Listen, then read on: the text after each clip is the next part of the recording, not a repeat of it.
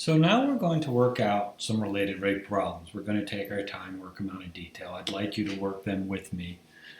Get some practice. Again, it's very doable. Follows a fixed procedure. Again, the key idea is composition of functions, right? There has to be functions, h equals f of g, if you're going to have the chain rule, if you're going to have related rate problems, right? So this is the key, right? We're going to have composition of functions, and related rates refers to the fact that we're relating derivatives via the chain rule. So that's the idea. The particular feature of related rate problems is they're word problems, and they're fixed on a fixed, usually time is the variable, a fixed time.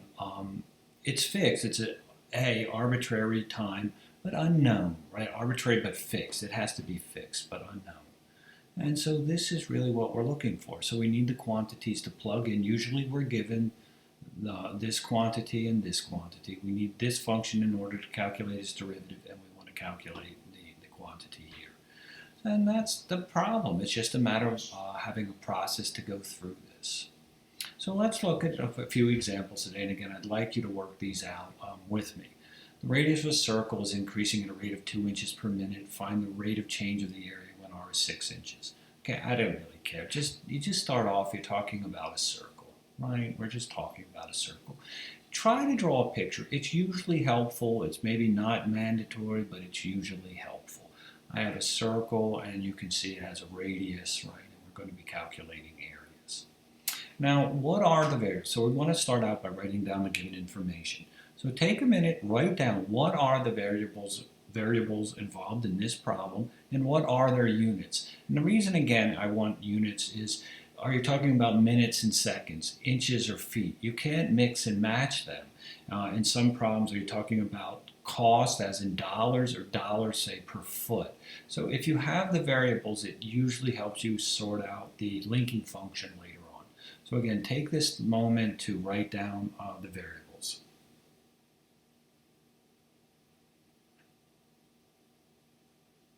Okay, so we're talking about the given information, and it'll be the variables and functions and then the data. So we have time in this problem, right? We have a minute, time in minutes. We have radius, right? Radius is going to be in inches, right? R equals 6 inches. And area, we're going to be talking about the area, and if the radius is in inches, this is going to be square inches. Okay, so next thing we want to consider is, what are the functions? What do we know here? So can you write down the functions that we have? So take a minute and take a look at that, and I'll do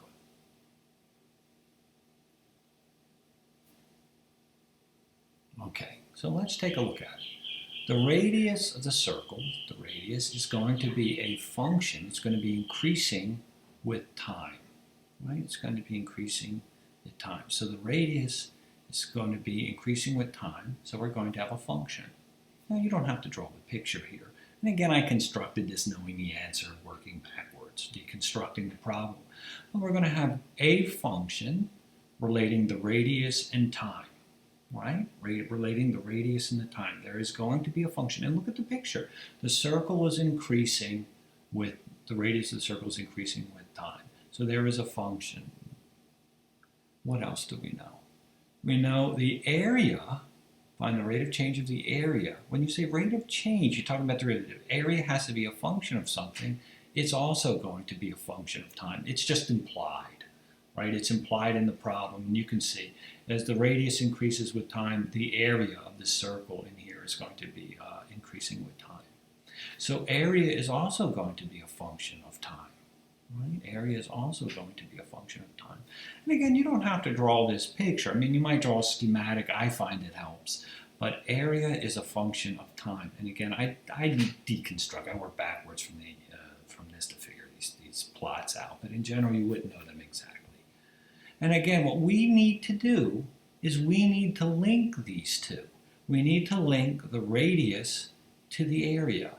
We need to link this function to this function, right? That's what the linking function does. It links this variable to this variable,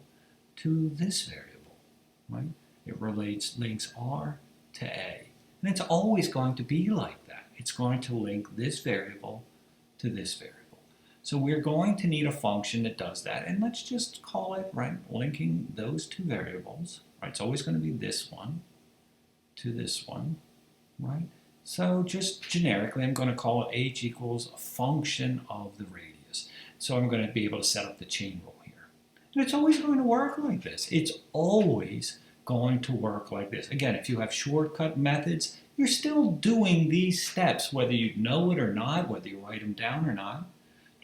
Just know they're there.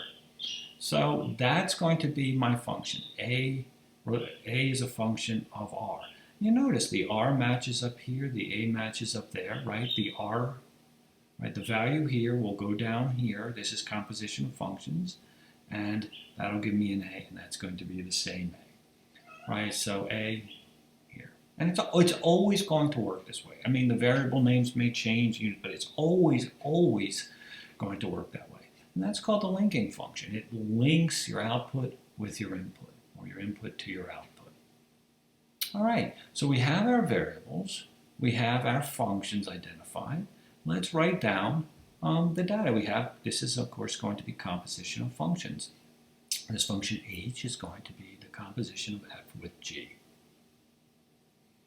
All right, and this is all going to take place when r is 6. Right? So in terms of my picture, notice, again, I'm taking more detail here.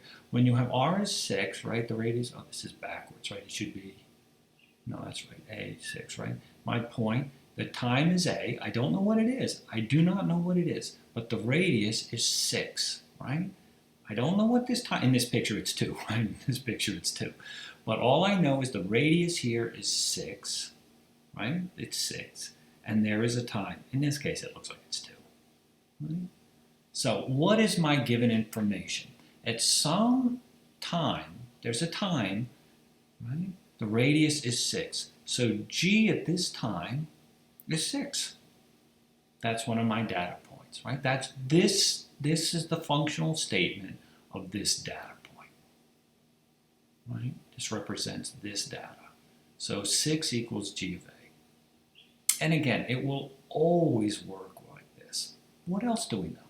Let's look at the problem. Again, this first one I'll work together more with you, and then in the subsequent problems you can jump in. Let's look at the first statement. Usually, a lot of times this is actually in the first sentence. But anyway, the radius r of the circle, right, this radius here, is increasing at a rate. So when you mention the word rate, you're talking about a derivative, 2 inches per minute. Well, what's 2 inches per minute? The change in radius per change in time, 2 inches per minute. So the radius is changing at a rate of 2, and that's how we represent this in terms of the notation. Again, this is how the notation works for you. 2 equals change in radius per change in time, when time is this fixed but unknown time a. Right? That's what this says. Again, don't work hard for this. This given information should pop out quickly. This number has to mean something. It's a rate, so it's a change in something per change in something else, change in radius per change in time. Right? And in terms of our functional notation, this is just going to be the derivative, right? R is a function of t, and so this is going to be the function gt. Right? For every time, this gives you the slope of the tangent line of this graph. Right? Here's your function g. At any time, this gives you the slope of the tangent line. Now this is a line. So of course it's going to be the same. But that's how we constructed this function. The derivative was constructed such that it gives you the slope of the tangent line at this point. So that's our input data. Right? We have the function at a and the derivative at a. And this is what we're always looking for. Now, in some variations of the problem, you can't write these down immediately, or maybe they come out organically, but we'll see. We'll just cross that bridge when we get there. But generally speaking, in the given information, you're given the data for both the position and the slope at this fixed but unknown time. Okay, now let's concentrate on what we want, right? So here's the output function, right? Here's the output function. Area is a function of t. This is what our picture looks like. Again, you wouldn't know this, but you can visualize it that exists. What do we want? We want to find the rate, so we want a derivative. We want to d something, right? Find the change of area. So it's going to be change in area, dA, with respect to what? What is the area is a function of t? So we're going to look for change in area with respect to change in time at this time. And in terms of the function notation, it's just this. Again, you should be able, as we work these problems, even in class, just a few of them, you should get the hang of this. This should not take a long time. Just look at the data, look at the problem, pick out what you need. Don't waste time. You're not trying to, we're not kind of discuss world peace or whatever. Your history of civilization. Well, you try to focus. What are you given? Rate, so it's a derivative, right? It's a change. Area, so I know it's dA over what? Area is a function of time here. That's what the output is, right? Area is a function of time. dA dt. That's my function. I've identified it, so this is ht. It should be that quick. Do not put a lot of time into this. Train yourself to do this quickly and efficiently. So we're given all the information we have. We've taken the variables, their units, we identified the functions, and we wrote down all of our given information and what we're looking for in terms of the problem. Now we have our linking function, and this is what we need. We need to identify what this functional form is here. Okay, we'll cross that bridge when we get there. Okay, so that's the last piece. We need to come up with the linking function. So I'm just clearing the page again, just because again I don't have a lot of space. Here's the given information we have just from the previous page. Here's what we're looking for, right? Now the key here is we need this linking function. Right? A is a function of r. Now look at your picture. Can you see any equation? Any equation. Again, it doesn't. Sometimes they give you the function directly, but again, that's a variation. Any equation that connects the variable area to the radius. Again, don't go crazy here, right? Look at that picture. What do you see? Area pi equals pi r squared. Right? Area equals pi r squared. Now, that's an equation. It's an equation of two variables. I need to turn it into a function of a single variable, right, of a single variable, in order so I can take a derivative. Well, right, when this is our linking equation, it links these variables, but I need a function, and notice A is a function of r, just replace it, and that gives me my linking function. I'm being a little more careful in the notes and just the lecture part. This is the problem solving part. I was a little sloppier with this and I shouldn't be, but I don't feel like going back and fixing it. It's a function, right? The radius has to be positive. I mean, this function is defined for everything, but for us the radius is positive, right? Possibly 0, but positive. The area is positive. Right? I'm just pointing out that there's a domain and range here, of course. So that's my linking function. And what I need is its derivative, right? That's the chain rule. I need the function and its derivative. So just going through the usual steps. In fact, these steps could involve chain rule, implicit differentiation, logarithmic differentiation, anything. I just have given you a function, and I need the derivative here, all right? And it's just, again, it's the exact same way. The function goes in, fr comes out, right? Substitute the rule for the function. Take out the constant, power rule, and you're good to go. So now the problem is all set up, right? So here's all the information summarized again. We're ready to go. Here's my given information at the time A, right? Notice I have GA and its derivative GT at A, right? I'm looking for HT, right, at A, and I have my linking function and its derivative. So we're all set up to apply the chain rule. So again, here's the data, right? This is very similar to chain rule problems. Here's the data. Here's what I'm looking for. Here's the composition of function statement. Everything is set up correctly. So this will be the chain rule.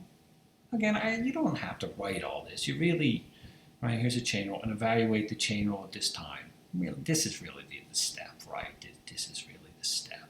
I just want you to know where it all comes from. I don't like just throwing formulas out there and saying, you should know this or this is where it all comes from. Composition of functions, take its derivative, chain rule, and then evaluate it at this particular time. And notice I have all the data I need here, right? Now, a is a function of a equals h of t, right? So its derivative at that point, at that time instant, right? At that time instant, at that point, is given dA dt by definition, right? That's how we constructed this. The slope of the tangent line to this graph at this point, time a, is hta. So this is how we want it. We want it set up like this. This is what they're asking for. Literally, the change in area with respect to change in time. Change in area with respect to change in time. And now let's just plug in our data. At a, gt at a. Again, I don't know what the a is, but it doesn't matter. The derivative at that instant of time is 2. The derivative, the g of a, at that instant of time, which I don't know, is 6. Again, I don't need to know the quantities, what they mean. I'm just plugging it in. It's just a formality, right? Now we know what our function is, right? F of fr is this, 2 pi r, right? The variable is 6, right? So you just plug 6 in, and that's it. You're done. And that answers the question. And again, you can have variations of this, but it will always work this way. You'll see in all the problems it works this way. When you get the hang of it, I'll show you where the difficulties, you'll see where they can come from, but it's always going to work this way. And when you know what you're looking for, that really helps. Okay, so here's another example. All edges of a cube are expanding at a rate of 3 centimeters per minute. How fast is the volume changing when each edge is 10 centimeters? Okay, draw a picture. See if you can draw the picture. So pause the video, draw the picture.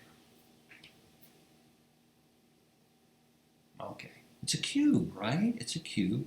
So all edges have exactly the same length, right? It's a cube. So if you did x, y, z, you see you'd find out later on you have too many variables.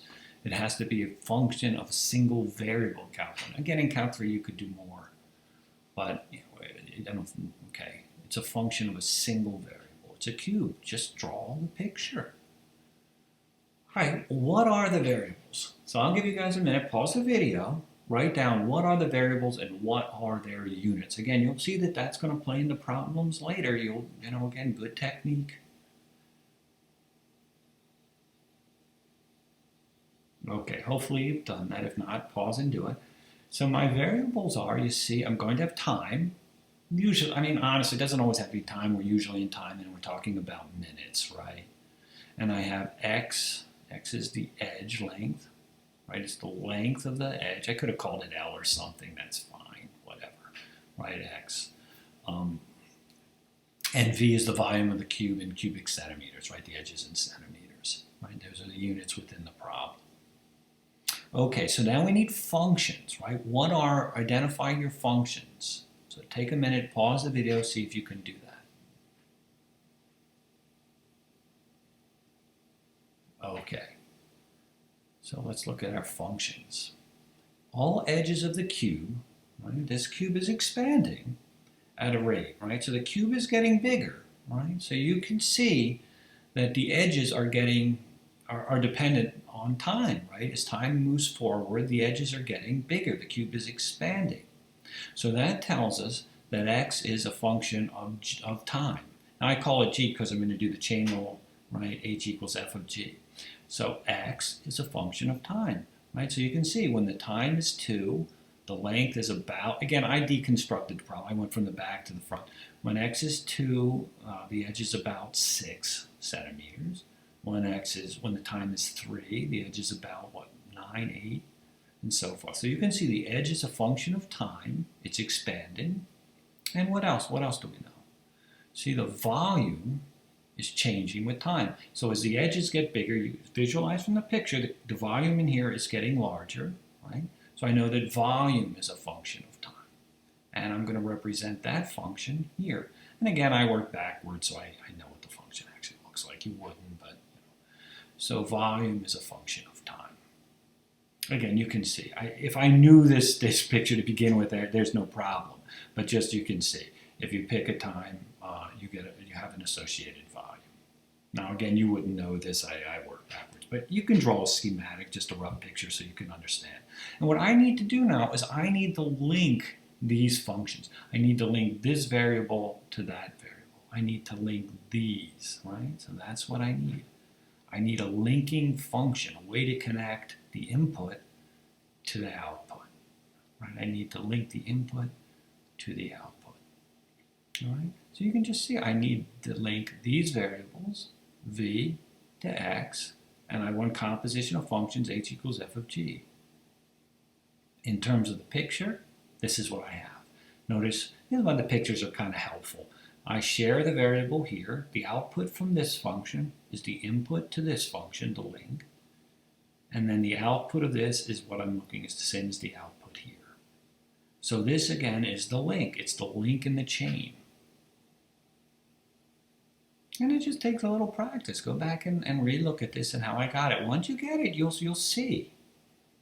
All right, so we have composition of functions. This function equals this function is a composite with this function. All right, so that's good. Now let's look at the given information. All right, we're given this piece of data.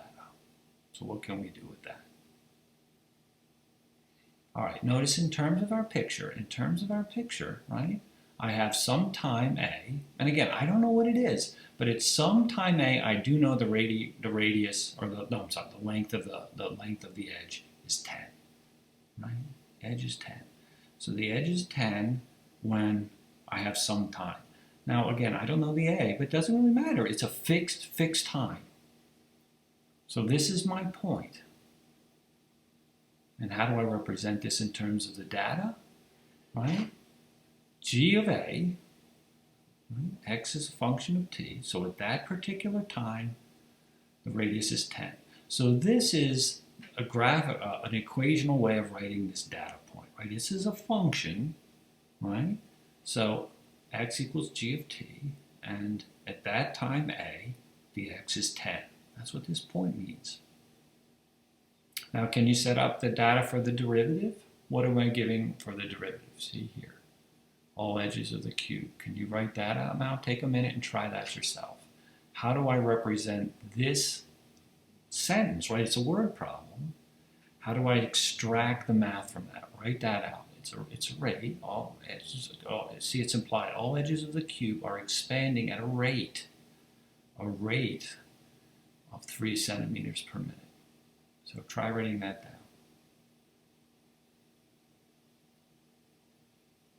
Okay, let me jump in. So it's a rate, right? And what are we talking about? Edges. So we're talking about the change in x, right? Centimeters per minute. Change in x per change in time. That's what this notation implies.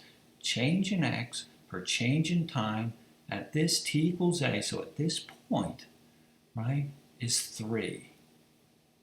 Right? Look at it again if you're not comfortable. Make sure you see this because it's always going to work like this. And once you see it, it really isn't that hard. I mean, it should pop out quickly is what I'm saying, right? It shouldn't be a battle here. You should be able to identify and quickly pull out the pieces you need. All right. Now, we have all the input data. So what is this in terms of a function, right? This now is a slope. That's fine. But in terms of a function, how am I going to represent this, right? I have GA. So look over here. Try it. Pause a second and write it down. Let me go in a minute. Right? It's going to be the derivative, right? GT, it's the derivative of this function. Right? Look here. This is a function of x and t. This is going to be the slope of the tangent line, dx dt. Right? And that's given by the definition. It's gt at a. That's how we derive the derivative. It's derived from the function g in such a way that at each value, it's the slope of the tangent line, which is given by this quantity. So this is in terms of our functional notation. And now what do we want to find? Right, so we have our input data. Okay, and now what do we want to find? how fast, fast is another way of implying a rate, right? So that's a rate, is the volume changing. Well, again, they don't exactly tell you what the variable is, but it's here, right? Volume is a function of t. It's implied. It's the volume changing with time. So write down the expression for that, see if you can do that, and pause and then come back. Okay, so we want change in volume with respect to change in t per change in time when t is a, meaning when t is a is this point. Right, it's a function, so if you tell me t is a, you know the value of the function there. You have to know this point. Again, a I don't know, but it's fixed. It's arbitrary. It exists. It's fixed. It's not a variable. It's fixed. There's some time. Okay, and in terms of functional notation, how would you write this?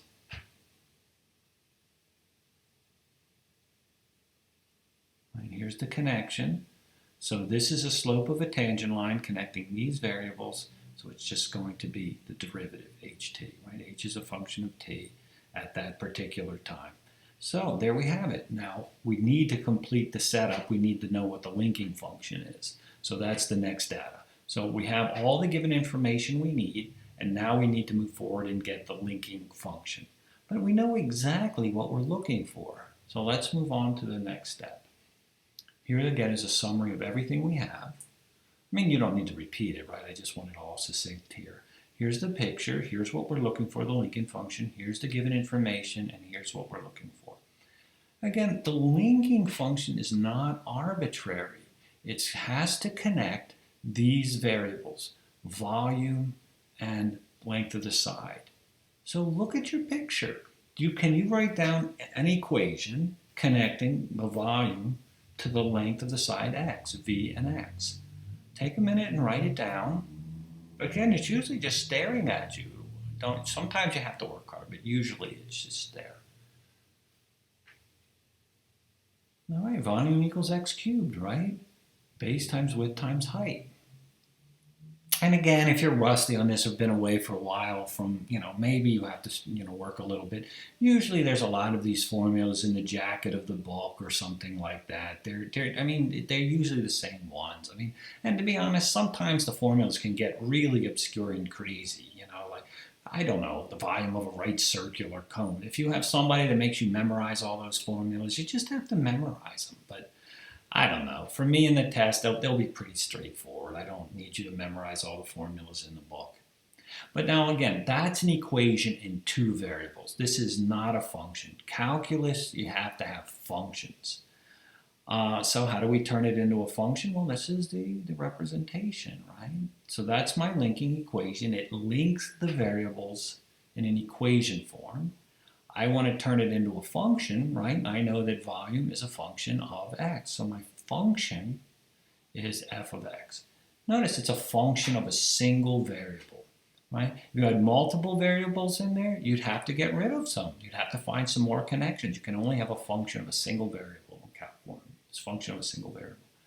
So my linking function is this. Again, I'm going to say that my wall sides have to be, have to have some positive length, and same with the volume. That's all I'm saying. I'm over on the positive end here. Sometimes this can be significant, sometimes like this, it doesn't really have much of an impact. And then what do I need? I have the function, so I need its derivative. Right? You just have the function, I take its derivative in the usual way, just in the usual way. For most problems, honestly, it's a pretty straightforward differentiation. Sometimes it could involve chain rule, sometimes it could be implicit, sometimes it could be log differentiation. But it's usually just a derivative. And there I have it. So here's my information. Again, notice I have all my given information. At time A, I have my input data in terms of the functions. I know what I'm looking for, and I have my linking function. So we're ready to go, right? Notice I have my table of data, f and its derivative, g its derivative, and we're just going to hit the chain rule now, right? So I know my input data. This is what I'm looking for the output, and I have my link. So we're ready to move forward. Okay, again, here's my table of data. Here's my table of data. Here's what I'm looking for. And here's the composition of functions. And the chain rule is going to be the derivative there. Notice the variable is t, so the derivative with respect to t, right? And okay, in functional notation now I have this. Here's the chain rule on this side. And then I'm going to evaluate it at a particular time. I don't know, but it's a fixed time. It's a fixed time, arbitrary fixed time A. Right? So I'm just going to plug all my data into this, and it's just, that's it. Okay, now, in terms of what we're looking for, oh, I have a typo, right? This should be a V. Okay, okay, this is B, right? dv, dt. I just took it obviously from the last example, so okay, this should be a V. Okay, let's just plug in the data. I know that gt at A is 3. Just plug that in. GA is 10. Notice I'm no longer trying to worry about what everything means. It's just you plug in. It's purely a math problem. The physical nature of this problem is irrelevant at this point. It's purely a math problem. We converted the original word problem into a purely mathematical formulation, and we're solving it. And at the end, we can interpret the answer physically. But all the intermediate steps are just purely math. Now I have this function, right? This function, the linking function, the derivative, and I'm just going to evaluate it at the data, 10, and you're done. Now again, at this step, you can interpret what this means. Change in volume, change of time is 900 in terms of the appropriate units. But okay, all the steps in between are math. We took a physical problem, we represented it as a mathematical model, right? We used a mathematical rule, the chain rule, to connect the data, and we obtained a mathematical answer, which we can then subsequently interpret physically. So this is a standard way of working out the problem. Now here's another one. Why don't you give it a shot? So pause the tape, see if you can go through this.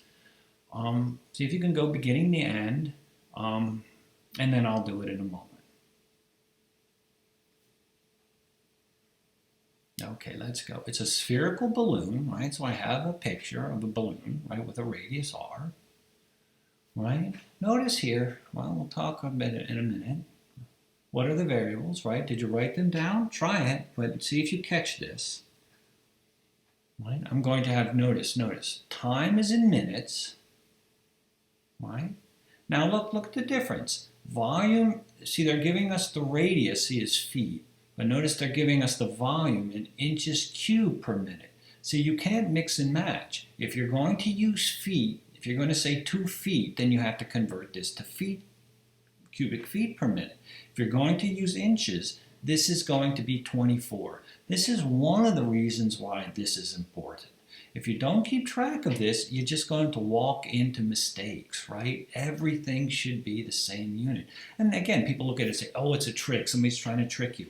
This is how it works, right? This is how it works. You get the data one way or another. It's your job to make sure you're correct. And it's not a trick. You just need to develop a technique like this that it always works. You see in your labs in physics, and I know that you keep track of the units. In fact, using this exact notation. I did. I mean, I don't know. Maybe yours is different, but I did. All right. So what are my functions here? Right? Again, if you haven't done it, take a moment and connect them. Connect the variables. All right, let's look at it. Spherical balloon is inflated with gas, right, at a rate of 20 inches cubed per minute. So I'm relating the volume per time. Right? That's what I am. It's relating the volume. See, in this case, it's different from what we did before. I am measuring the quantity of gas, for example, flowing into this balloon. Right? I literally have a measure. I'm measuring the quantity flowing into here. Right? It's a different problem, right? I'm measuring the quantity in here. So I'm relating the volume to time. Right? I'm measuring what's going in here as volume per time. How much gas, for example, I am pumping into this balloon. Right? It may not be what you expected, but that's what you're given. You can't have your own bias. See, this is a problem again. It looks like a trick. There's some crazy way of doing it. Stand on your left foot, pray to your God. I don't know. You just can't do it any way you want. There's a fixed procedure. Just follow it. I'm telling you, the balloon is inflated with gas, right, at a rate of 20 cubic inches. So there's a volume going in per time. And what do we want? How fast is the radius of the balloon increasing? The radius, right? That's what I want to measure, right? So I'm relating radius and time. Now your bias may be the other way. I want to relate the radius and time and get out the volume, but that's not the way this problem is. So I'm telling you, I want the radius as a function of time as my output, right? As my output. As long as you don't force this with your bias. With a problem like this, what I see all the time is people do it backwards. They say, because my bias is I want radius to go in and volume to come out, I'm going to do it this way. It's not set up to work that way. Just follow this procedure and you're fine.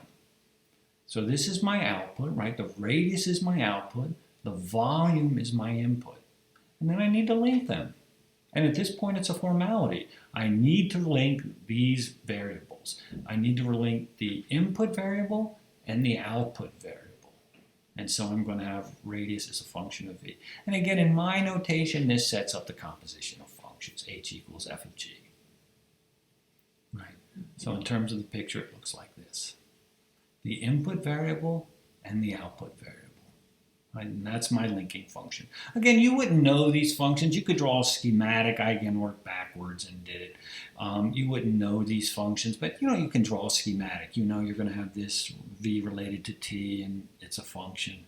R related to v, it's a linking function, and so forth. Right? Some people find this very helpful. I actually do, but some people don't. If you do, then don't hesitate to draw the picture. All right. So again, the input is volume, right? The input is volume, and the output is radius, right? And the linking function connects those two. So your output function h is a function f of v, right? Where f is the link between the input function and the input variable, and the output variable, right? All right. Now let's see what we're given here. So I do have the composition of functions here. Now let's look at our data, how that plays out. Now notice they're telling us the radius is 2 feet. All right, let's see where we are. This is what's different in this problem. In terms of the picture, what do we have? We're here, right? The radius is here. Notice we're not on this graph. We're over here. The radius, see, it all works out naturally if you let it. If you're going to force it, it's not going to work out naturally. So the radius is 24, and that's associated with this volume, right? Notice this volume will be associated with a time. And again, notice, I'm saying the radius is 24 inches, not 2 feet, because I want it to be inches, right? So if I were to say 2 down here, I'd be wrong, right? 2 feet. Notice I'm talking about inches, so that's why it's 24, right? So here's my picture. Here's my picture. So notice at some particular time, this is my input data. The radius is given as 24. And you can say that seems kind of odd. It'll work itself out. It's not as easy as in a simple one, right? I'm not given g of a. I'm given the radius, right? There's clearly some time there where the radius of this balloon is going to be 24. And it'll work itself out. So at some time, the radius is 24. It'll work itself out. And again, notice it's not 2 feet. It has to be inches. If I have inches cubed, it has to be inches, right? So that's why it's 24. You have to pay attention to these things. It's not a gimmick. This happens. I mean, this happens a lot. All right. Now let's see what other data. We have a spherical balloon is inflated with a gas at a rate, right? So can you write down what the rate is? Write this data, 20 inches cubed per minute. Write that down. Pause the video, see if you can write that down. Again, if you're wrong, you're wrong. That's fine. But you learn by trying. So it's a rate, right? It's going to be a volume per time, right? Change in volume, change in time. And this fixed, but I don't know the time, is 20. 20 inches per minute. And in terms of functional notation, right, V relates to T. This is going to be GTA. It's going to be the slope of the tangent line at some time A. Right, so I know there's a slope of 20. In fact, it's a line here. Now I really want G of A, but notice this isn't G of A. This is radius. This is not G of A. But again, it'll work itself out. In fact, it's going to work out through the link. You have limited tools. There's not, again, you'll see there's not a lot of things that can happen. So I'm going to link this to the data I need. All right, so let's go on. What do we want to find now? Right, so this is GT of A because volume is a function of T. All right, so what do we want? We'll try to write down what we want to find. How fast, right, that implies a derivative. Right, is the radius of the balloon increasing? So it's going to be change in R per what? Okay, write it down, give it a shot. Okay, notice it's implying how fast, and it's implying a speed, so it's dr dt. Again, sometimes this is a little unnerving. They don't just tell you what it is. So just, try to act up, don't make a meal out of it. Go with what feels right. Oftentimes that's very good. And in terms of a function, radius is a function of time, so this is going to be the derivative. So here's what my function looks like, and this is going to be the slope of the tangent line at some, I don't know the time, right? And that's what we're looking for, the slope of that tangent line here. We're relating rates, we're relating derivatives. This is our model. So again, notice what we've done. We've taken a physical problem. I mean, this is typical of the modeling you're going to be doing. I'm taking a word problem, a physical problem, and I'm transforming this into a mathematical model, right? A purely mathematical model. And this is how you're always going to work. You're going to take your physical problem and use, for example, conservation of mass, momentum, and energy. And at the end, you're going to model that as a purely mathematical problem, which you'll solve using purely mathematical techniques. And then you'll come back and then interpret that mathematical result relative to your real world situation. This is the prototype of this general scenario of what you're going to do. Again, I don't particularly care about it. It's a chain rule.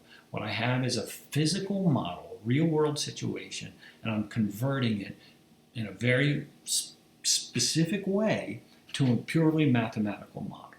So the last thing I need is the link. We need to find this linking function that connects our variables here. That's the last piece. So I have all the given information written down, everything here for our mathematical model. So I've converted this word problem into purely a mathematical formulation. And again, it's not an arbitrary way. The only new feature here, if you didn't force yourself in the wrong variables and functions here, is this. We would like G of A. I don't have it. We'll see how it pops out. We can get it. Everything has to be the link. That's the only way you can link variables. But we'll see. It comes out naturally. That's the only new feature. Again, if you didn't force it, notice it works the same way. So let's go on. Okay, now we're going to concentrate on the linking function. So again, let me summarize everything we have. This is at this fixed but unknown time A. We have the radius, right? We have the change in volume, change in time is 20. And we're looking for change in radius, change in time. So I need the linking function. I need to connect R and V. So look here.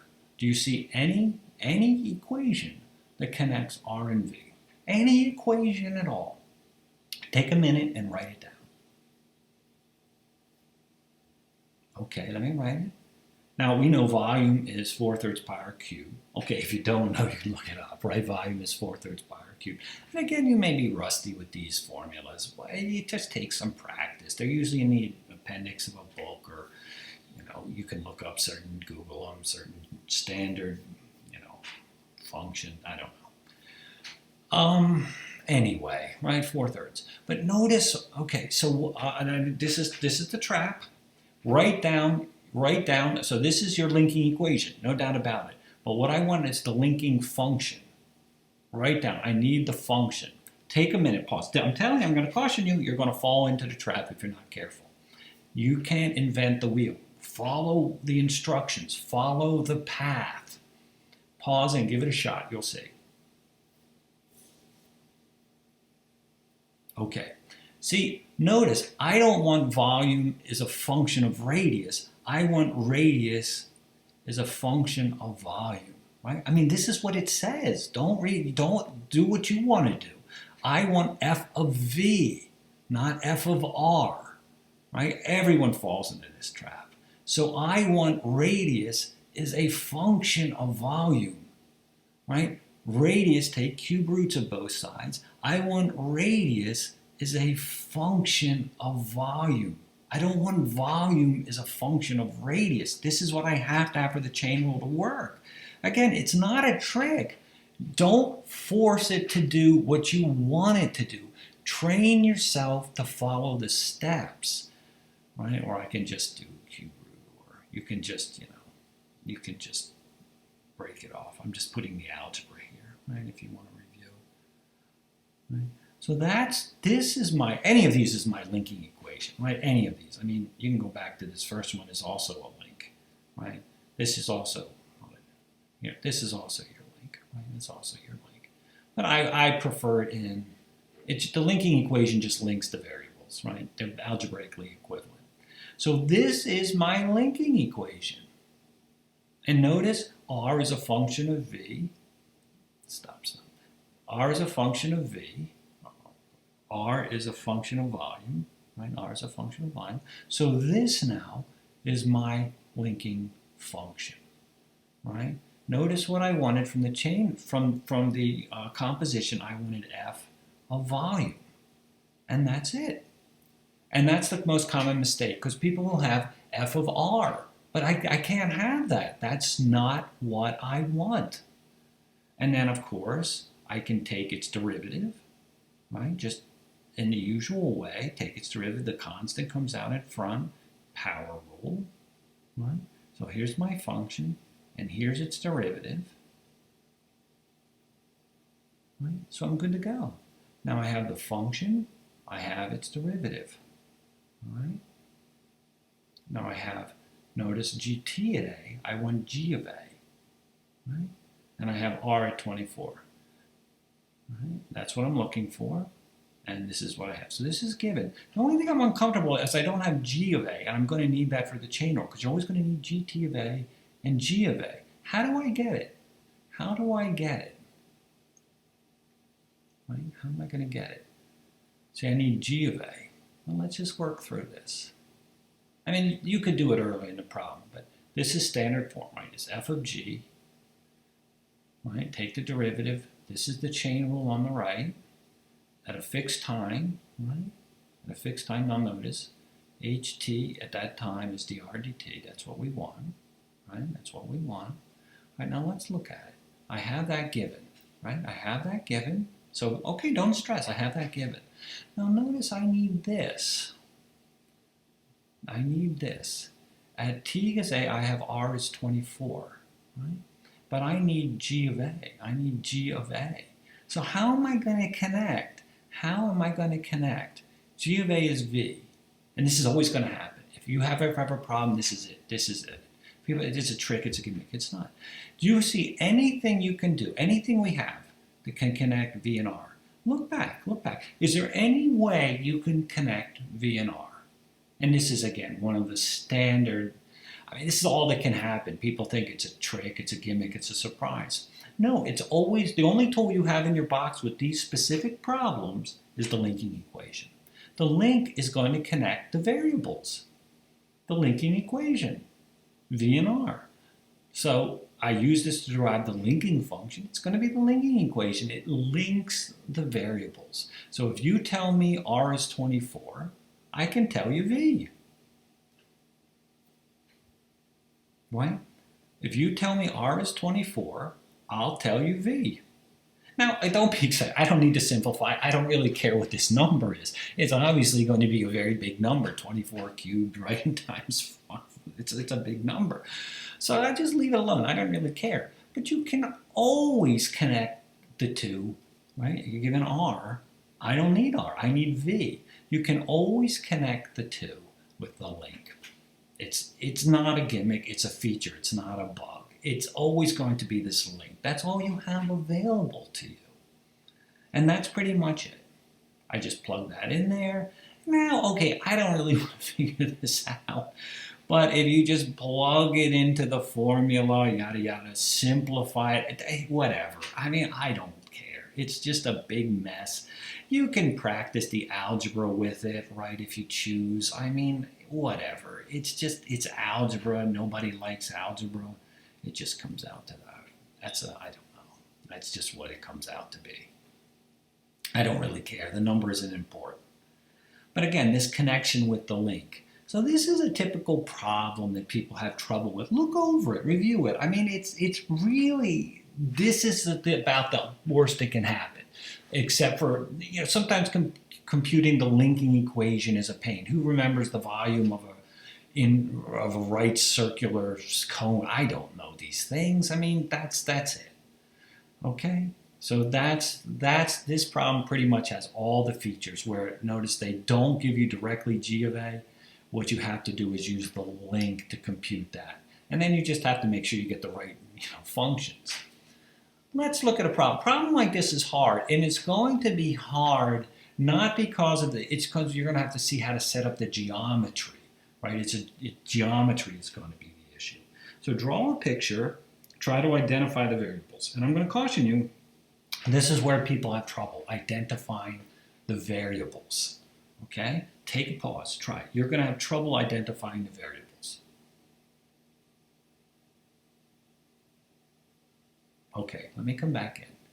Here's the picture, right? Here's the picture. I have a man walking right from under the spotlight. He's walking this way, right? I'm going to call this the x-axis, the y-axis, right? Here he is, you can see. There's a shadow being cast, right? And the shadow is obviously going to be this long. I mean, this is the problem often when modeling, right? You have to set up the model. This is the physical situation. The challenge here is to represent this as a purely mathematical tool. And our tool is going to be the chain rule. Again, in general, it could be conservation of mass, minimum energy, other kinds of things, the dynamics of the economy, whatever. But this is what I have. You can see he's walking out, and his shadow, as he gets further out, is going to extend. Now let's represent this mathematically, right? What are the variables? Right? What are the variables? Well, notice I can't just call everything x. X, again, understand, I'm sloppy with the notes for the lecture. You should never call x equals x. I mean, they do this in the books, they do this in things. That's not good. X is a memory location. X represents a box. Something has to go in there. And that's the problem with this problem. You call this position X, you call this X, you don't know what you're talking about. X is a placeholder. If the man is standing here, what goes in the box? Right? X is any variable along this line, this axis. You have to tell it what the number is. 1, 2, 10, 1 half. So the man is at the position X equals M. Right? He's in feet. Right here, X equals M. That represents his position. The shadow's location is when X equals S. That's why people have trouble with this. So you have to think correctly. And I'm not blaming. I mean, I was very sloppy about that until students asked me, and then I think I'm just taking these shortcuts, and it's not appropriate, right? I'm being sloppy because I knew the answer because I have the back of the book, right? X, so the man is located when X, the variable X, equals M. M is the value. The shadow length is when X equals S, and they're in feet, and time is in seconds. And I'm not saying that's easy, but this is why I think people feel frustrated, and I understand. So try to think of my argument. And I was sloppy about this in my notes, like the problems are like version 2 of the notes. I call it like you're a position X. You shouldn't really do that. That's just being lazy on my part, and I should go fix the notes, but honestly. Anyway, okay, so remember, X is a memory slot. You have to tell me what its value is. X equals 1, X equals 10, X equals M. M is, I don't know what it is, but once it's fixed, right? It's like when you write the code, you set the parameter at the top of the code.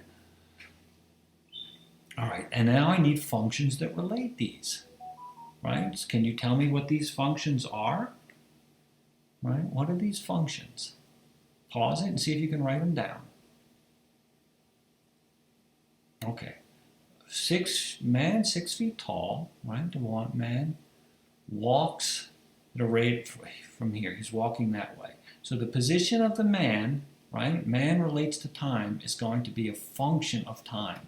The position of the man is a function of time, right? So in time, for example, in this picture, and again, I reversed engineered it, when the man is at 2 seconds, at 10 feet, 2 seconds in, right?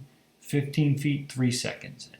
So the position of the man, x equals m, right? M is, I'm telling you what it is, 2, 3, or 10 feet, 15 feet, as a function of time, right? And then I also know the shadow is changing, right? The length of the shadow is also a function of time, right? So the position, where the shadow is, the end of the shadow, the position of the end of the shadow, right, is also a function of time, right? Shadows, and then everything is set up. It has to follow in a fixed way. I need to link these two, right? I need to link the input, the man's position, to the output, the shadow's position, right? So I need to link S and M, and so, right, I need to link S and M, and that's just going to be, the shadow position is a function of where the man is, S equals M, right? So in terms of the picture, I need this function, right? It's the link between the input and the output, right? So position of the man goes in, and the position of the shadow, point of the shadow, end of the shadow, is the output for the link. All right. So again, I have the composition of functions. Everything is set up in the right form. H equals f of g.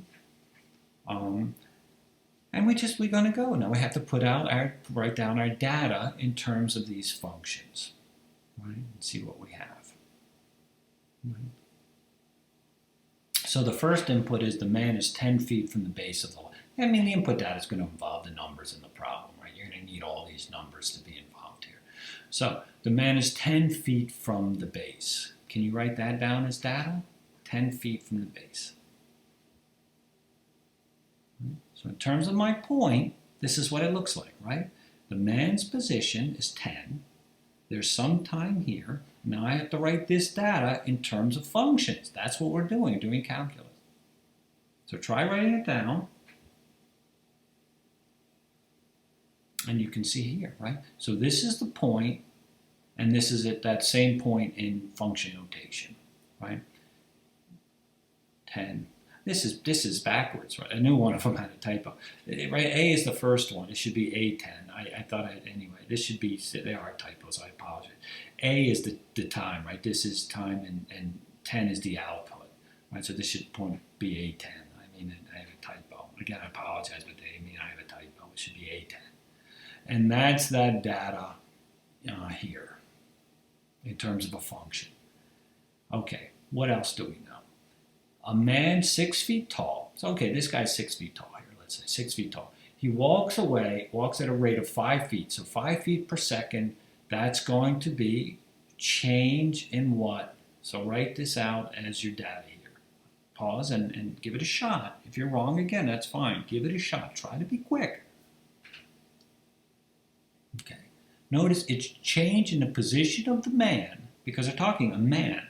Change in the position of the man with respect to time. When this arbitrary but unknown time. It's an arbitrary, but I don't know it, but it's fixed. And he's walking away at a rate of 5 feet per second. Feet per second. I'm not saying this stuff is easy, guys. You're starting to get into problems that are a little more subtle, and the difficulty is converting the word problem into a mathematical formulation. And again, you don't want to do 20 of these while you're tired, right? Try to work some problems out. None of it, if it's taking you more than 10 minutes, stop and talk to us, right? Don't just keep working on problems and getting nowhere. Train yourself to think about it. And when you're tired and can't do it efficiently, don't waste time. In terms of function notation, what's this going to be? Or try to write that down. All right. It's going to, from this equation, right? Position of the man is a function of time, so this is going to be the derivative. So in this case, really, I have GA and GT at A.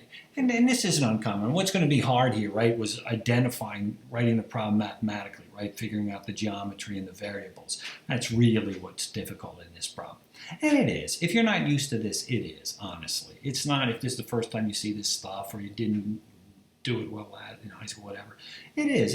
You know, don't beat yourself up. This is not trivial stuff. You're really starting to get into it. But the process, I believe, really helps. All right? And then what do we want to find? See if you can write down what we want to find. So again, notice I have the data, GA and GT at A. That's good. That's best case scenario. So this is what we want to find. Okay, so take a second and see if you can write that down. Again, we're looking for a rate, a derivative. Right? So what would that be? How do I represent this information mathematically? So give it a pause and give it a try. Okay, that's what I have, right? Change in the shadow's position, right? Change in this position per change in time at this unknown but fixed time. Right? Change in the shadow's position. Again, that's what this notation means. Change in the shadow's position per change in time. What is the rate, right? Rate is derivative, change. Change in the shadow's position, changing, okay, it's with respect to time. And in terms of the equation then, what is it?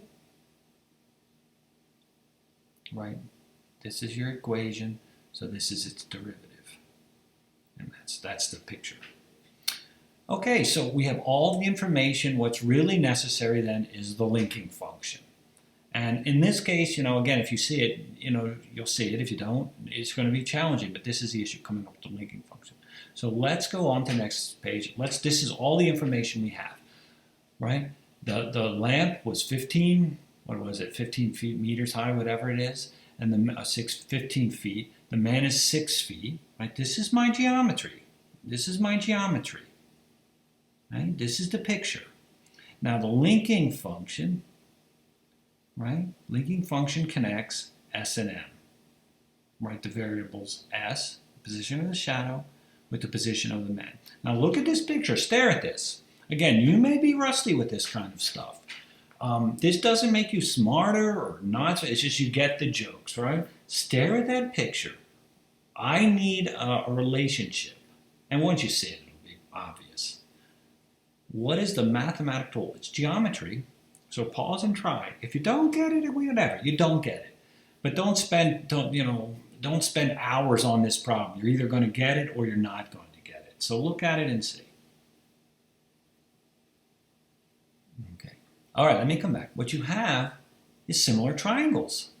Right? Here's a big outside triangle. Remember from high school geometry? I mean, again, if you don't, you don't. And you have to work out enough problems so you get this. And here's the inside triangle. They're similar. Right? Remember, you can tick off all your angles and stuff. And that's it. It's similar triangles. So here's your big outside one.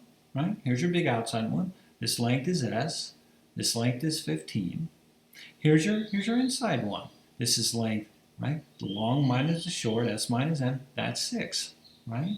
So this is to 6 as S is to 15. That's it. That's similar triangles. Again, if you don't see it, it's no sense blaming you. You just have to practice more problems until you see. There's only a few of these kind of things that come up. In principle, it can be anything. You know, I mean, that's what makes it hard. This is the step. But you know, look, I want to point out, again, coming up with this relationship can be hard. I mean, because it could be anything. But you know what you're looking for. You're looking for a connection. When you're talking about dealing with the linking equation, linking function, you're looking for a relationship between these variables, right? Draw your picture. Stare at it. If you have open sources material, look for things that's similar. That's what you're being trained to do here. Nobody cares about related rates. I mean, I'm not saying there can't be an application where this is important. What I'm saying is you're really training yourself to solve problems, right? I'm looking for a relationship between these variables. Draw a picture. Open a book. Open the jacket of your calculus book or something and see if a formula relates to it that you can use. right? That's how you solve problems. Or just ask the guy in the next cubicle, right? I mean, that's not the way. So what do I get? What do I want? Okay, this is my linking equation. I just did the math, right? Cross multiply. I just put in all the steps. Distributed property over here, right? Put all the S's on one side, the M on the other side. You can just work through it if you want.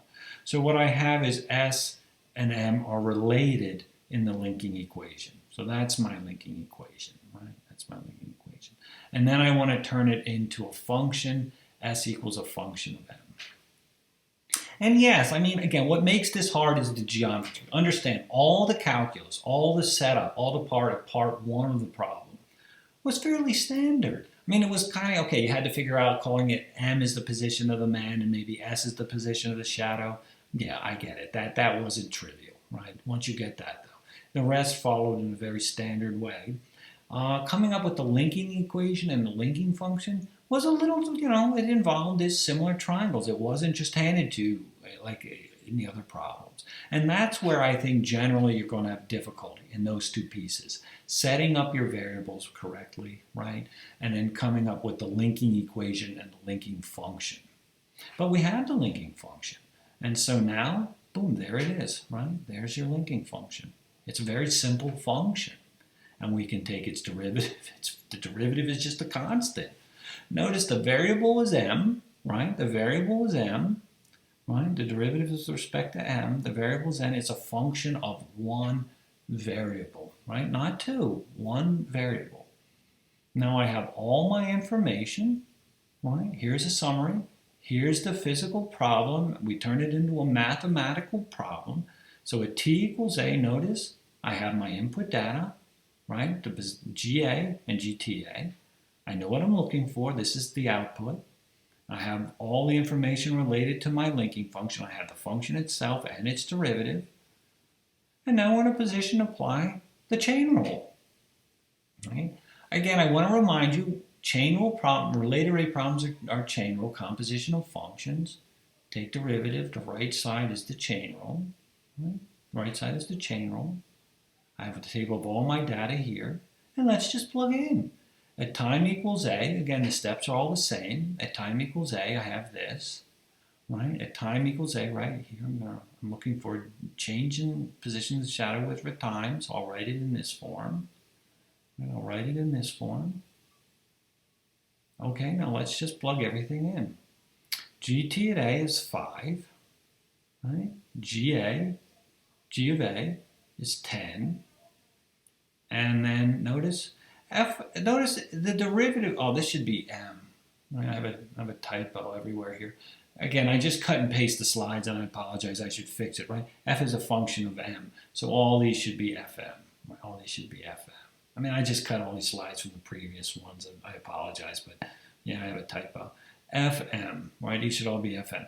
Notice fm and m is everywhere a constant.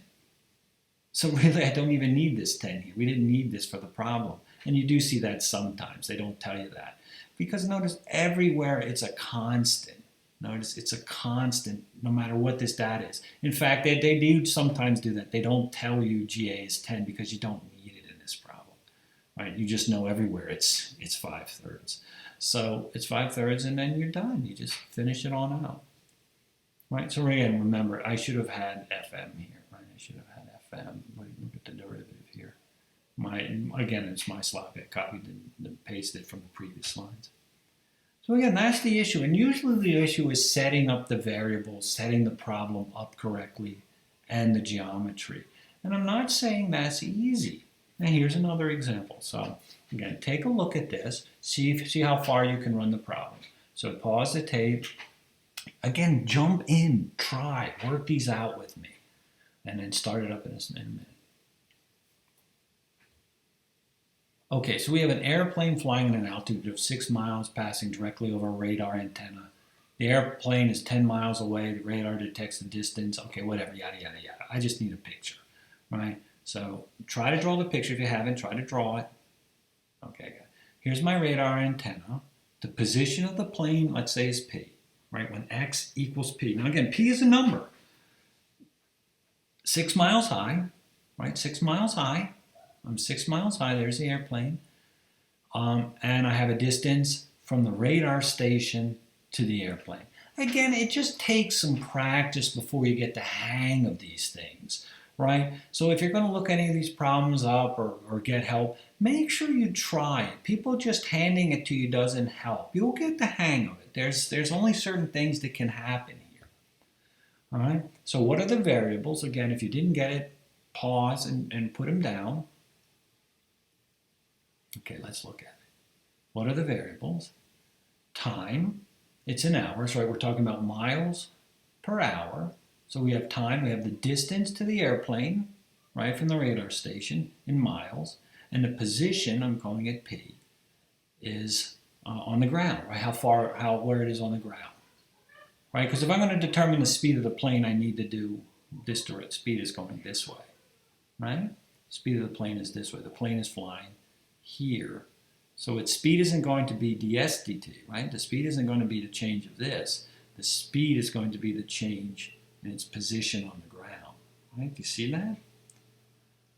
Again, you're representing the physical problem as a mathematical model, and that takes some practice. Again, this is really what I see you're doing with these problems. Again, related rate itself for me isn't that big a deal. It's just that you're practicing converting a physical problem into a mathematical model. All right, what are the functions? Again, take your time, try to write down what your function relations are. Okay, I have distance is changing at a rate. The distance, right? The distance, right? The distance, not the position. This distance is changing. So I have the position, the distance is a function of time, right? Distance in miles is a function of time. Okay, what else do I know? What is the speed of the airplane? Again, you have to interpret it. Speed isn't the change of here. Speed is a change in its position here, right? Because this is changing, right, with time, right? The plane gets further and further away. So your position, speed is going to relate position in time. It's position in time. Again, you wouldn't know these exactly. I reversed engineered the problems to get these things. And then once you have this, I need the link. Again, I'm not saying these are easy. And when you're tired, these aren't going to be that easy. But just be patient with them. Try to follow a disciplined procedure, and you'll see it makes them a lot easier. Okay, so see if you can write down the linking function. Okay, I know it has to relate P and S, right? It has to relate P and S. It's going to link the input to the output. So P is a function of S. And again, in my notation, this sets up the chain, H equals F of G. And in terms of a picture, it has to relate P and S, right? The S's match up from the input, and the P sets up from the output, right? And I have the composition of functions, H equals F of G. And again, I encourage you, I had a student a number of years ago, and he learned it in high school, and, he was very resistant and resentful to have to do it this way. And I talked to him, he was a nice guy, and I said, why don't you, instead of complaining, and I didn't mean it in a derogatory sense, I said, try it and see if it's not easier.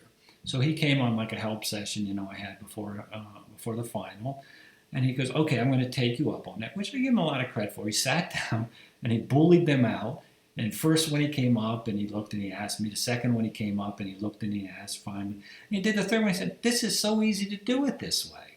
Because for the first time I understand it and just memorizing the gimmicks. So like I said, you may not think this is the best way to do it, but try it. See if I think this will be much more helpful than just memorizing the way to do it. Okay, so how about your data? When the airplane is 10 miles away, how do we represent that? Now we're moving on to the data portion. Right? Here's my point. Again, I'm backwards on this, aren't I? It should be A10. I thought I had fixed that. Anyway, it's just backwards. Time is the first one. It should be A10. I'm sorry about that. It's, anyway, my mistake. So again, it should be A10. G of A is 10 is the functional relationship. Yes, I made mistakes. Yes. All right. So again, it should be A10. So whatever. All right. So when is the airplane 10 miles away? So they're telling us a position, right? 10 miles away is here, right? It's 10 miles away. This data. Okay. What do they want? The radar detects the distance is changing at a rate, so that's a derivative. What's 240 miles per hour? Distance, right? Write it down. So change in distance, right? Change in distance per change in time is 240. Again, I don't know the time, but there is a time when this is changing at 240 miles per hour. Okay? Now, in terms of functions, right, it's GTA. So really, it's just a matter of getting the geometry set up here. So, okay, last thing we want to know is what we're looking for, right? So I have GA and GTA, and that's fine. Next thing I want to know is what is the speed, right? What is the speed of the airplane? And speed is predicated on its position. So see if you can write that down. What do we want to find? Pause it and try it. Right? Speed is going to be change in position per change in time. Right? At this time. I don't know the time, but it's some time. Change in position. So that's the speed. And in terms of the function notation, it's HTA. Right? That's it. That's the picture we have. So we have all our data translated. Again, this is a physical problem, a real world problem, if you will. This is the mathematical characterization of that problem. And again, it's not trivial. You're not stupid if you're struggling with this. This is not trivial. Work through some problems and try. Okay, and the last thing I need is to find the linking function. Right? That's the last thing we need is the linking function. Okay. So here's a summary of the data. Right? Here's a summary of the data. Okay, and we need the linking function. So looking at the geometry, can you find an equation relating the variable P and S? Right? Don't overthink this. Don't overthink this. People always want to jump into the hardest thing. It's just there. What's a relationship between P and S? Okay, I hope you tried. It's just Pythagorean theorem, isn't it? P squared plus 6 squared is S squared. Right? Or this side plus this side squared, this length squared, is this length squared. Yeah, I know sometimes it's, you don't always see that. But again, don't look for the hardest thing. Look for the most straightforward answer you can come up with. On the test, I'm not going to try to trick you. It's not going to be anything insane. It's straightforward. Nothing harder than, say, the ones we're doing here. So don't panic. Don't memorize every formula under the book and anything like that. All right. Now I have to turn it into a function. All right, try to do that. Pause, turn it into a function. Okay, so you can do this as the linking. You could just do implicit differentiation here, to be perfectly honest. But if you're more comfortable with this, that's fine. So notice P equals function of S. So here's my function. Oh, notice there's only one variable. There aren't multiple variables. It's a function of a single variable, and that variable is S.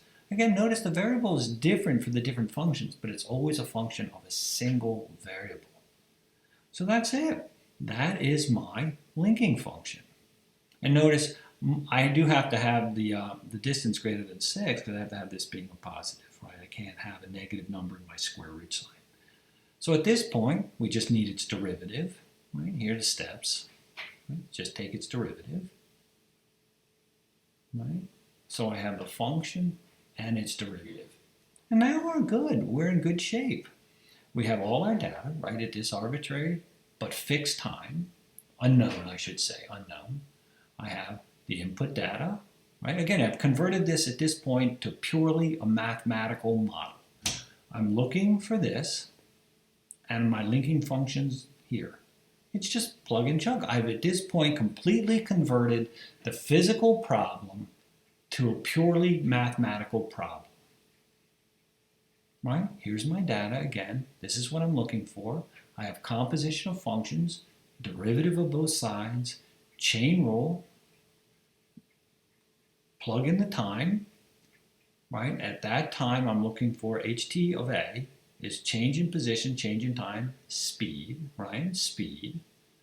And now we just go ahead and plug in the data. gt at a at that time is 240. G of a at that time, right, at a, is 10. Now we evaluate f at the function fs at that time, at that position s, distance s. Just plug in, it's just a number. And you're done. The speed is 300 miles per hour, right? We can interpret the result then at that point. So again, I'm not saying these are trivial. What I am saying is if you have a fixed process going through it, you'll be able to point out the particular features of the problem you're looking for. Identify the variables, identify the functions, try to locate an equation linking for the linking function, right? You know what you're looking for, and then use chain rule. If you know what you're looking for, life will be a lot easier. I'm not saying it's easy, it's trivial.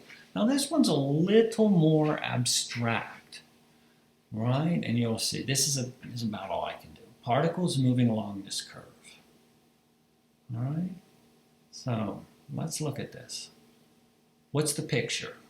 Of course, it's not a physical picture like a box, but this actually gives you a picture, right? You can actually graph that, right? So even if you didn't know exactly what this looks like, right? If you don't know exactly what this looks like, I think I did the fundamental theorem of calculus, actually, implicit, whatever. If you don't know exactly what this looks like, you can still just roughly, there's a curve, right? It's just a curve, and you have a point, right? 1, 2, you have a point. So this takes the place of your box, triangle, balloon. This is that. Okay, so let's just go through it. Okay, having told you that, let's go and discuss what's happening here. Okay, so what's going on here? What are the variables? Try to write those down.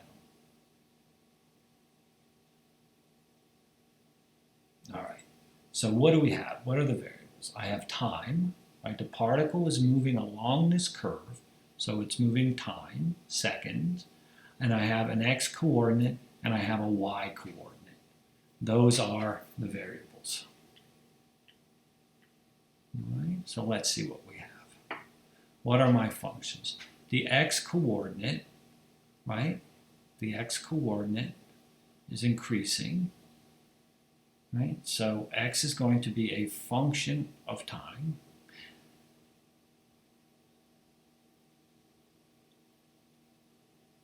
Right? X coordinate is going to be a function of time.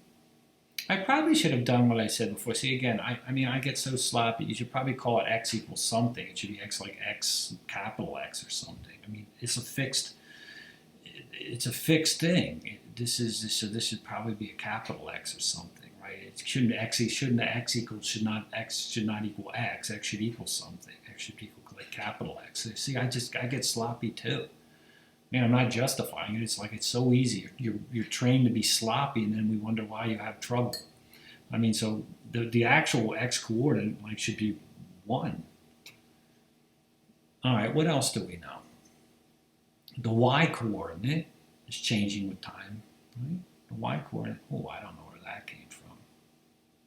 The y coordinate is changing with time. It's 2. Right? Y is a function of time. That's the output.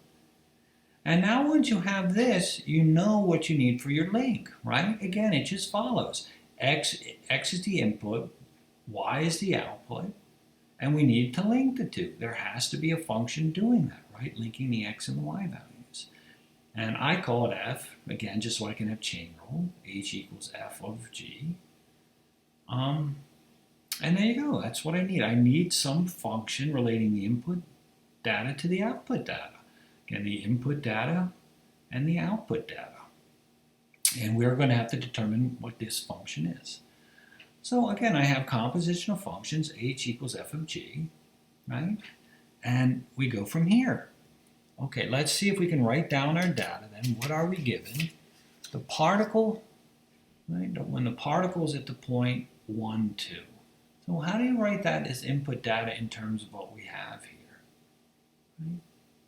That's my point, right? X is 1, y is 2.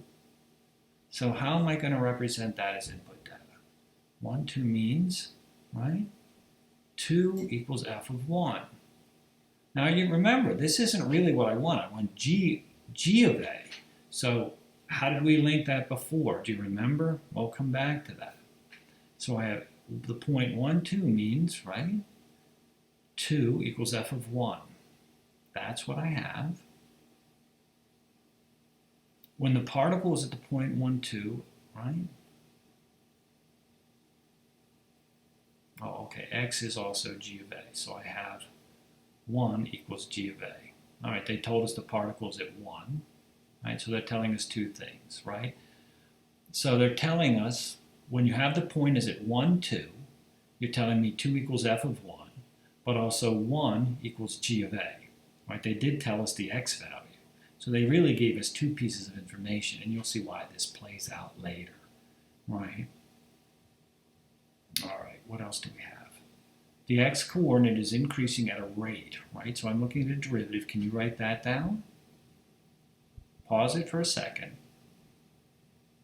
So that's going to be, right, the x, change in the x position with respect to time is 6. Right? And in terms of a function, this is straightforward here. Right? This is straightforward here.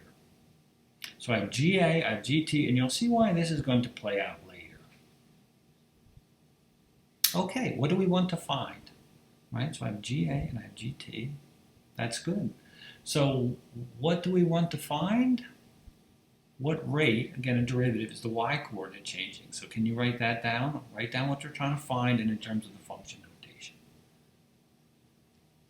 Right? Change in y, change in t, and in terms of the function function information, this is ht as a function of a. Again, I reverse engineered this. All right? All right, so all we need then is the linking function. How to get that?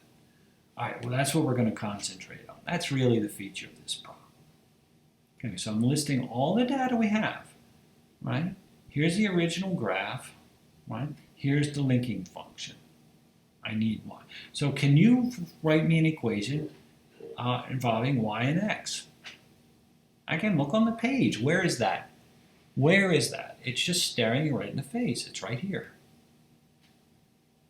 That, they give it to you. In this case, they actually just give you the linking equation. They just give it to you. And in this case, it's implicitly defined. It's implicitly defined. That's what makes this a little harder, right? But so I don't know what fx is. I just know y is a function of x. But I don't need the function, right? Remember, for doing the chain rule, I just need its derivative. So how do we solve it? You solve it exactly the same as you solve it implicitly, right? It has to be a function of a single variable.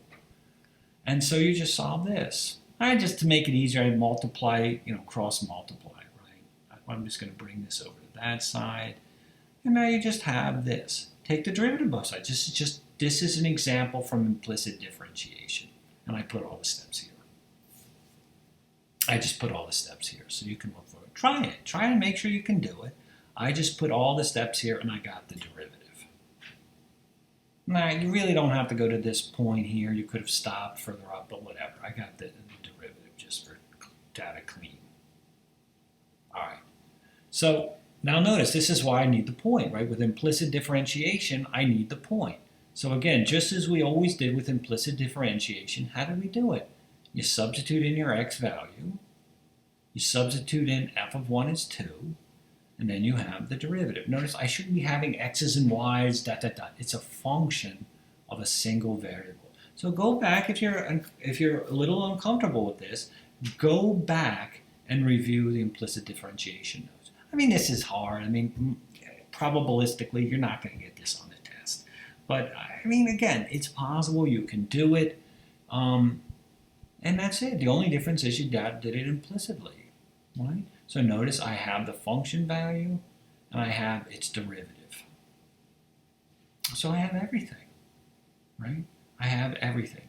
At t equals a, let's summarize again. I have the data at a, GA and GT at a. I know what I'm looking for. And notice I have the value of the function. I can't write the function out, but I know its value. And I have its derivative at 1. That's all I need for chain rule, right? So here's my data listed. Here's my data listed. Here's what I'm looking for. Composition of functions, derivative. Notice the steps just go. The steps just go. And notice I have enough information to plug in everywhere. I have GTA is 6. I have GA is 1. I have f of x at 1. Remember, I evaluated this on the other page. Is that number? And you're done. Again, I'm not saying under any way, shape, or form that this is an easy problem. But it just involves implicit differentiation. But this kind of runs the gamut of what can happen. Again, every problem can be different. It can be geometry is usually the problem, setting the problem up. So just be patient. Don't spend an hour and a half on any problem. If you go talk to a tutor, look, they just get hung up on the notation, right? They don't like to call this in chain rule form. They like to call this whatever, what is this? I don't even remember. DRDT kind of things. They get all hung up. The notation should not hang anyone up. Just take your time. If you're spending more than 10 minutes a problem, go on. If you're still stuck, talk to somebody. Okay? So this is all we have to say. Just try working out more problems. Be patient with it. It'll come. All right, guys, good luck with that.